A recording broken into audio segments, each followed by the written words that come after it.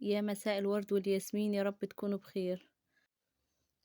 النهاردة هنعمل الكفتة والفراخ مشوية على الجريل. طبعا بما انه احنا بنودع الصيف خلاص، فمش هنقدر نشوي تاني برا البيت. فالنهاردة جايبه لكم طريقة كفتة تحفة، مش هتفك معاكي ابدا انت وبتسويها. هنا هستخدم ربع كيلو، اكتر شوية من ربع كيلو. وعندي دبابيس، وعندي خضار بصل طماطم بدنجان مشروم فلفل الوان، كله ده انا هشويه على الجريل. خلاص في الشتاء صعب ان انا اطلع اشوي برا البيت، مش هينفع عشان بدرجة البرودة بتكون تحت الصفر، حوالي 28 تحت الصفر. حرفيا بيكون زي كأنك قاعدة في فريزر، فصعب خالص.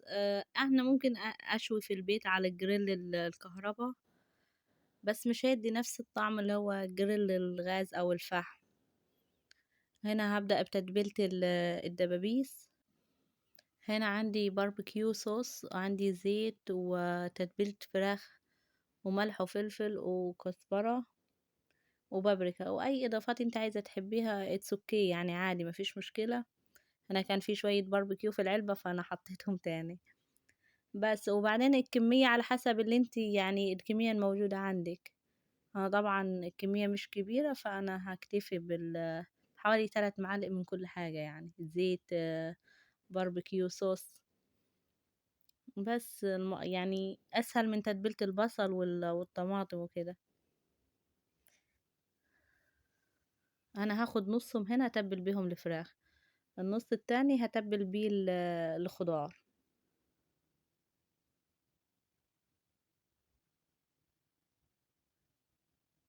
يعني انا بتبل دلوقتي ومشغلة الجريل برا بيسخن، يعني مش هسيبهم نص ساعة ساعة كده، ما مش هسيبهم على طول، مفيش اسرع من كده.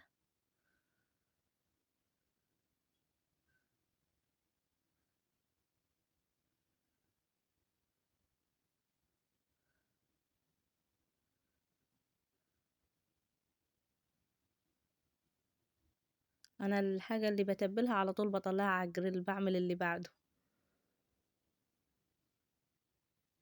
انا كده طلعت الفراخ على الجريل اوريدي. وهنا نص التتبيلة حطيتها على الخضار.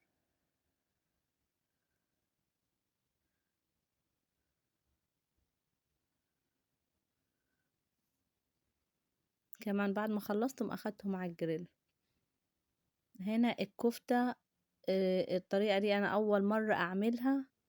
بصراحة خيالية، بتخلي يعني الكفتة كده جوسي، تحفة. هنا حطيت على اللحمة بصلة صغيرة مفرومة، ومعلقة دقيق ومعلقة نشا، طبعا ملح وفلفل وتتبيلة الكفتة الجاهزة، وكزبرة ناشفة ومعلقة سمنة.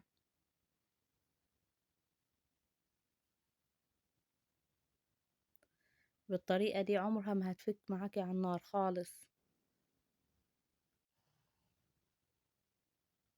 اقلبهم في بعض حلو خالص كأني كده بعجن. هنا بعد ما خلصت باخدهم على الجريل. اول ما الفراخ تبدأ تستوي هعمل الكفتة، احطها على الجريل. هنا الفراخ بدأت تاخد اللون وبدأت في السوا.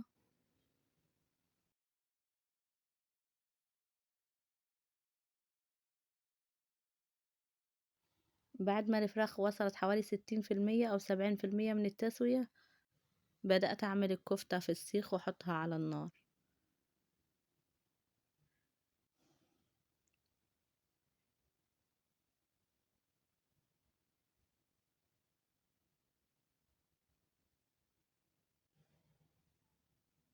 هنا الكفتة بدأت تاخد اللون وبدأت تدخل في السوا.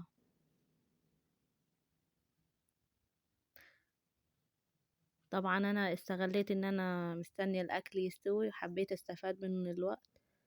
عندي شوية كزبرة زرعاهم، فأنا حبيت أحصدهم كده معاكم وتشوفوا حلاوة الخضرة قبل الشتا يعني ما يموتهم. بس أنا أخدتهم حطيت نصهم في الفريزر والنص التاني في التلاجة من تحت، هستخدمه في يعني كام يوم كده.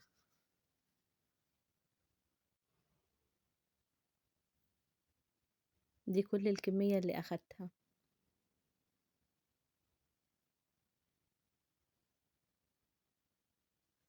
طبعا زرعاها ما فيش أي كيماويات، حاجة أورجانيك، ريحتها كانت مالية البيت.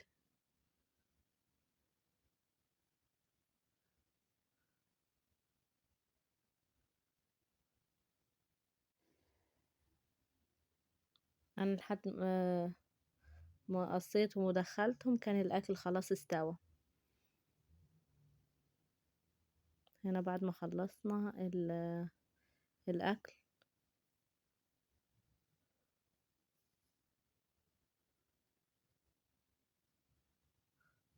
الخضار وهم بغض النظر عن الفراخ والكفتة.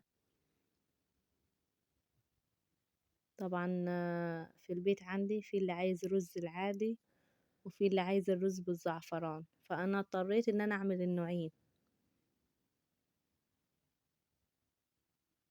كل واحد وطلباته.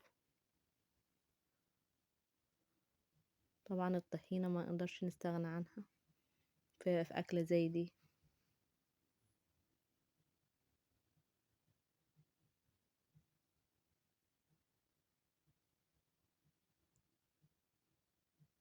الكفتة ملهاش حل، جوسي بطريقة فظيعة.